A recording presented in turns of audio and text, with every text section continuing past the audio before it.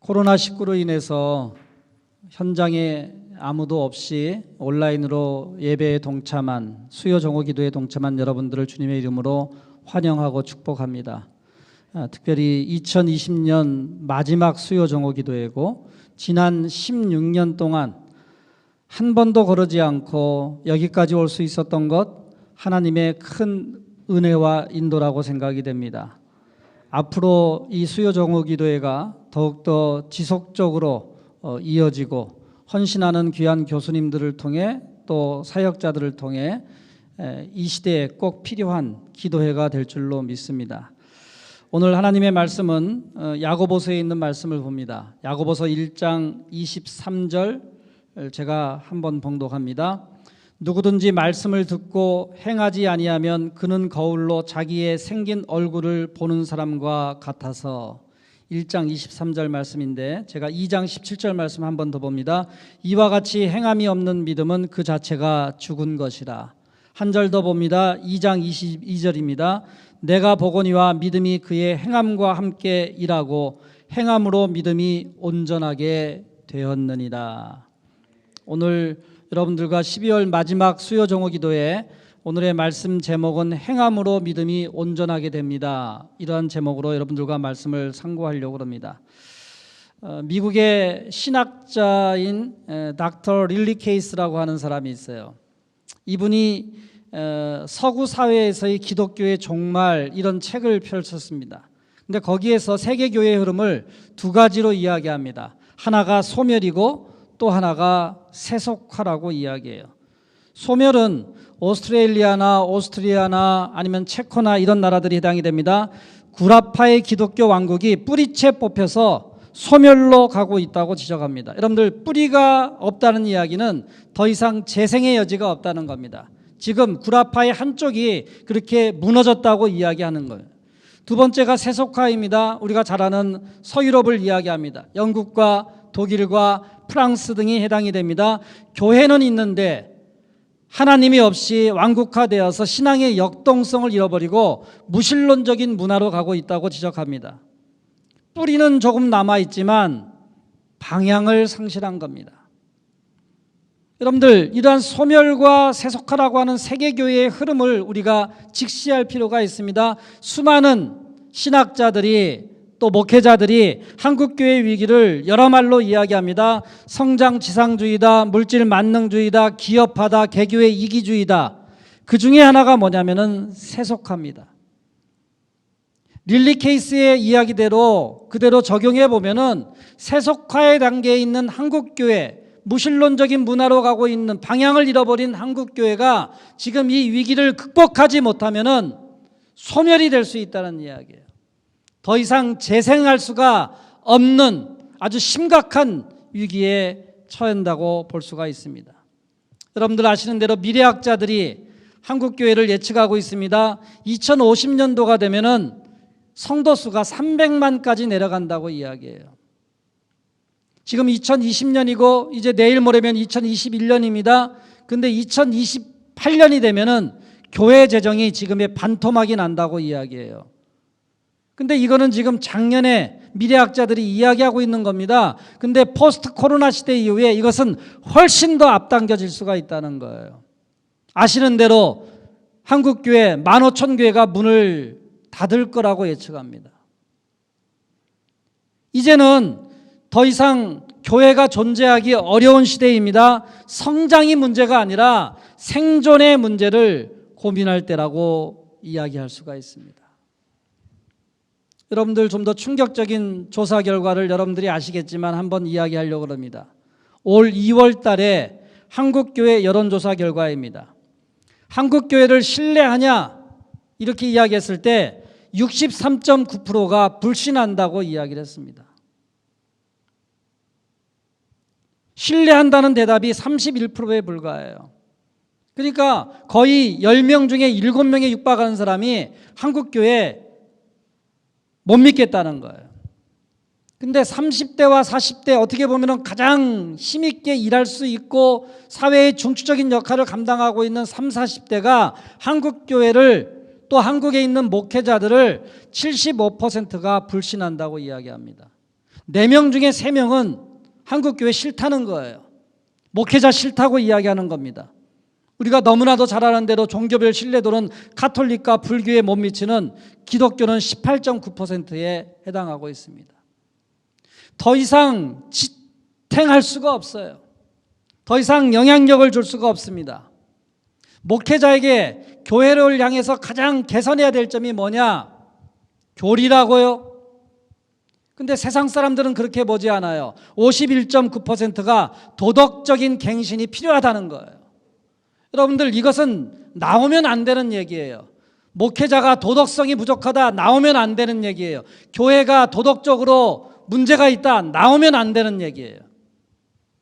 근데 한국 사회에 교회나 목회자를 바라보는 시각이 너무나도 처참합니다. 한마디로 이 얘기는 뭐예요? 교회가 싫다는 겁니다. 목회자가 싫다는 거예요. 교인들이 싫다는 겁니다. 여러분들, 지금 나를 향해서 사람들이 너 필요 없다, 너 싫다 이렇게 이야기하면은 어떤 기분이겠어요? 근데 지금의 상황이 그런 상황이라는 거예요. 신학을 공부하고 있습니까? 아니면 신학대학에서 공부하고 있습니까? 그거 아니고 그냥 여러분들이 주님을 믿는 성도입니까? 그런데 이야기하는 거예요. 너희들 싫다는 거예요. 위기죠. 이러한 위기에 우리가 그렇다면 어떠한 영향력을 줄 수 있을까 하는 문제입니다. 초기 기독교가 말 그대로 우리나라에 들어왔을 때 사회 변혁과 말 그대로 계몽을 이야기하면서 한국 사회에 엄청난 영향력을 주었잖아요. 근데 지금은 싫다는 거예요. 이 위기에 서 있는 한국교회에 어떻게 사회에 다시 한번 그 신뢰를 회복하고 영향력을 줄 수 있을까? 저는 주님의 마음을 본받는 것이 필요하다고 봅니다. 그것은 바로 섬기는 마음.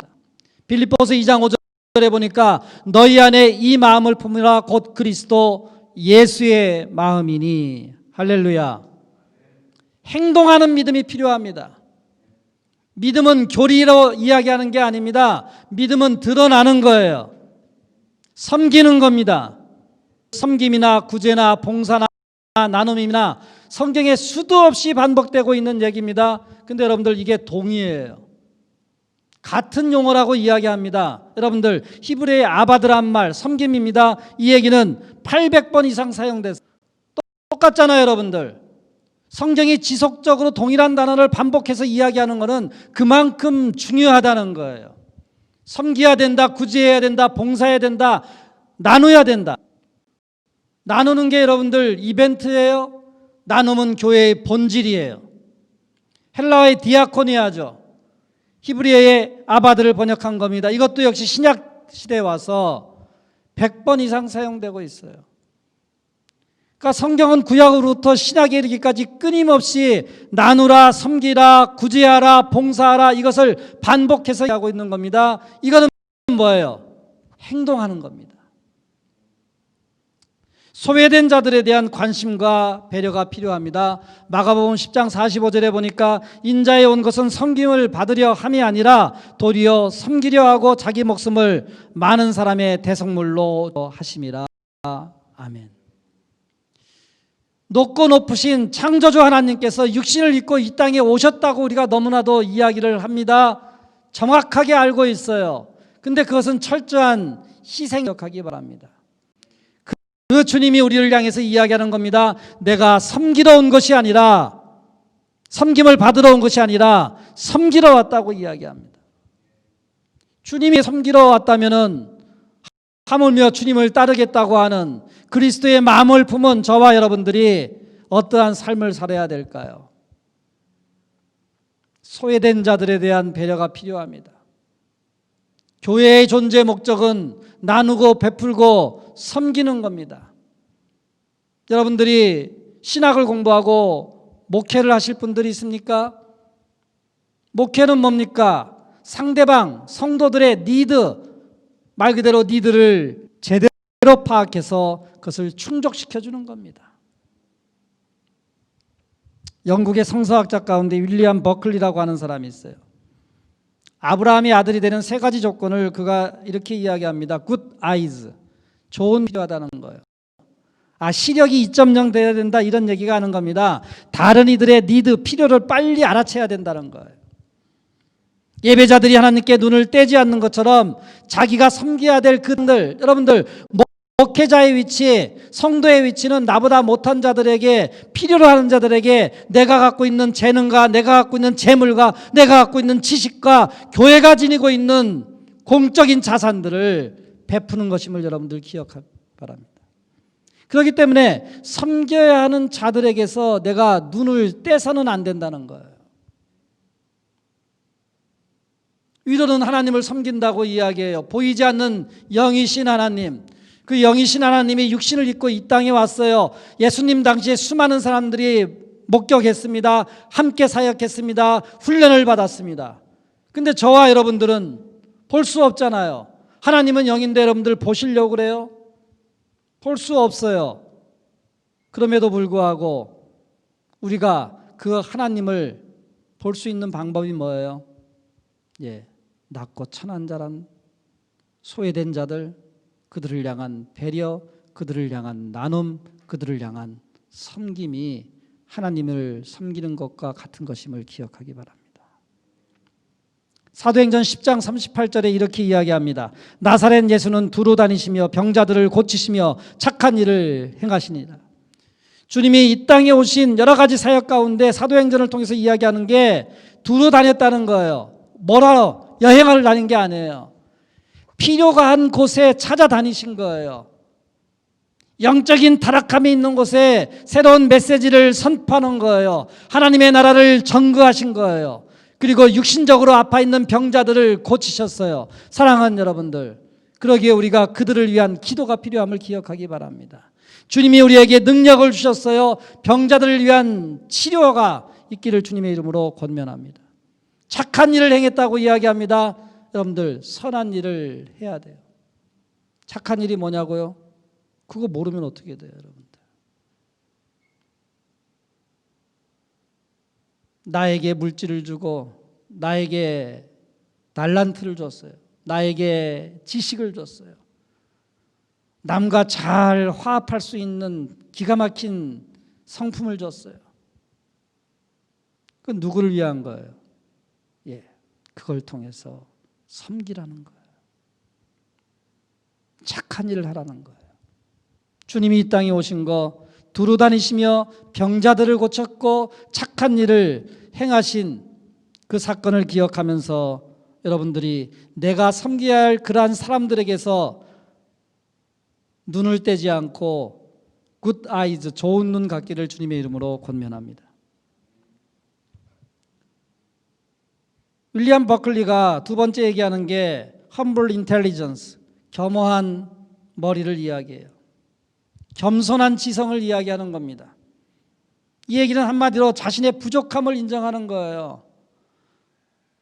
여러분들 대다수가 지금 학교에서 공부하고 있잖아요. 여러분들 교수를 바라볼 거예요. 교수님 참 똑똑하다. 근데 여러분들 느끼지 않아요? 겸손한 교수인지 교만한 교수인지 똑같다는 거예요. 사람의 인간관계는 신학생일 때, 성도일 때 그 자리에 서 있는 그 자가 정말로 겸손한 자인지, 물질을 아무리 많이 가지고 있어도 겸손해야 됩니다. 지식을 아무리 많이 가지고 있어도 겸손해야 됩니다. 내가 아무리 높은 위치에 있어도 자신의 부족함을 인정하고 베푸는 사람임을 여러분들 기억하기 바랍니다. 그렇기 때문에 마음이 오픈돼서 타인의 말을 귀담아 경청하는 사람이에요. 내가 갖고 있는 게 최고라고 다른 사람을 무시하는 게 아니라, 문을 닫고 그냥 듣지도 않는 것이 아니라 경청하는 겁니다. 여러분들이 지식을 잘 쌓길 바랍니다. 많이 쌓길 바랍니다. 좋은 지식을 소유하길 바랍니다. 그러나 그와 함께 중요한 것은 그 지식이 겸손한 지식임을 주님의 이름으로 축복합니다. 사도행전 17장 11절에 보니까 베레아 사람들은 신사적이라고 이렇게 이야기합니다. 사랑하는 여러분들, 젠틀맨이에요. 전 여러분들이 공부를 열심히 하십시오. 혹시 이 가운데 동참하는 비즈니스 하시는 분들이 있다면 돈을 많이 버십시오. 높은 자리에 있습니까? 더 높은 자리를 갈망하십시오. 그러나 겸손하기를 주님의 이름으로 권면합니다. 베레아 사람들은 신사적이라고 이야기합니다. 윌리엄 버클리가 또 하나 얘기하는 게 자기를 낮추는 겸손한 마음, humble heart를 이야기합니다. 겸손한 마음이 중요해요. 이 겸손을 클라이맥스로 우리한테 보여주신 분이 누구예요? 주님이에요. 모든 것들을 소유하신 창조주이신 그분께서 십자가를 지었다는 사실이에요. 힘들잖아요. 어떻게 십자가를 질 수가 있어요? 눈물을 흘리시잖아요. 싫다고 이야기하셨잖아요. 그러나 하나님의 뜻이면 하시겠다고 하는 그 주님의 마음, 그것이 바로 겸손한 마음임을 여러분들 기억하기 바랍니다. 겸손한 모습에 겸손한 마음의 클라이맥스는 그대로 순종하는 거예요. 희생하는 겁니다. 죽는 거예요. 저도 지금까지 학교 생활을 오래 하고 신앙생활을 몇 대째 신앙생활해 오면서 수많은 사람들을 만납니다. 교회 안에 여러 가지 일들을 보게 됩니다. 근데 죽지 않잖아요. 죽으면 여러분들 무슨 문제가 있어요? 내가 살아있으니까, 나를 드러내니까, 지지 않으니까 갈등이 있고 싸움이 있고 분쟁이 있고 전쟁이 나는 겁니다. 사랑하는 여러분, 주님이 자기 자신을 죽이신 것처럼 저와 여러분들이 이 땅 살아가면서 죽는 모습이 되기를 주님의 이름으로 권면합니다. 이런 게 어떻게 가능할까요? 참 말은, 설교 내용은 뭐 지식적으로 교리적으로 그냥 충분히 우리가 들을 수 있는 이야기고, 근데 이게 어떻게 가능할까요? 사랑하는 여러분, 신앙생활 여러분들 내가 갖고 있는 지식으로 하는 거 아닙니다. 목회하는 사역, 신학교, 신학대학원에서 배운 그 엄청난 지식을 가지고 하는 게 아닙니다. 성도가 이 땅에서 하나님의 말씀을 마음에 담고 그것을 이 땅에서 실현시켜 나가는 거, 행동하는 믿음, 내 의지로 할 수가 없습니다. 하나님의 은총이 있음을 기억하기 바랍니다. 하나님의 은혜가 있어야 돼요. 하나님이 함께 하셔야 돼요. 그렇기 때문에 성령의 충만함이 필요한 겁니다. 내 안에 성령이 온전히 나를 지배할 수 있는 것, 내가 하는 것이 아니라 내 안에 계신 성령이 역사할 때 가능한 것임을 여러분들 기억하기 바랍니다. 그래서 여러분들이 하나님과 동행하는 사람이 됐으면 좋겠어요. 특별히 학생들은 지난 4년 혹은 3년 혹은 1년 수요정오 기도에서 수많은 영적 체험을 하셨을 거예요. 근데 여기 계신 교수님들, 동참했던 교수들은 지난 10년 동안, 16년 동안 같이 해왔습니다. 어떻게 가능했을까요? 희생과 헌신이 있었어요. 그러나 그보다 앞서 있는 것은 하나님의 은혜가 있었기 때문에 가능한 것임을 기억하십시오. 이런 하나님의 은혜가 저희 한국침례신학대학교 총장님과 교수님, 교직원, 학생들에게, 그리고 유튜브를 통해서 함께 기도회에 동참한 여러분들에게 있기를 주님의 이름으로 축복합니다. 저는 지난 16년을 생각하고 또 수요정오 기도회 이 코로나 시대에 지난 11개월 생각해 보면은 어떻게 가능했을까? 아무도 가지 않는 길을 지금 걷고 있는 거예요. 교회도 어렵습니다. 학교도 어렵습니다. 비즈니스도 마찬가지입니다. 이럴 때 저와 여러분들이 간구할 것은 하나님의 은혜임을 기억하십시오. 성령의 충만함을 기억하기 바랍니다. 성령을 사모하는 저와 여러분들이 되길 주님의 이름으로 축복합니다. 성령의 충만함은 이례적인 사건이 아닙니다. 그렇기 때문에 수시로 매일같이 성령과 동행하는 그러한 간절한 마음이 필요합니다. 기도하는 자세가 필요합니다. 전 여러분들의 믿음이 그냥 지식적인 믿음이 아니라 말 그대로 행함이 있는 그런 믿음이 되기를 주님의 이름으로 축복합니다. 행함이 없는 믿음은 진짜 믿음이 아니에요.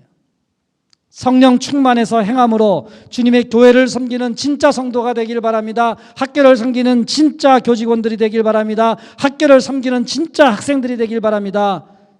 아브라함의 아들들, 하나님의 귀한 자녀들이 되기를 주님의 이름으로 축복합니다. 2020년이 지금 이제 하루 남았습니다. 수요정오 기도회는 지금이 마지막입니다. 사랑하는 여러분, 주님의 이름으로 권면합니다.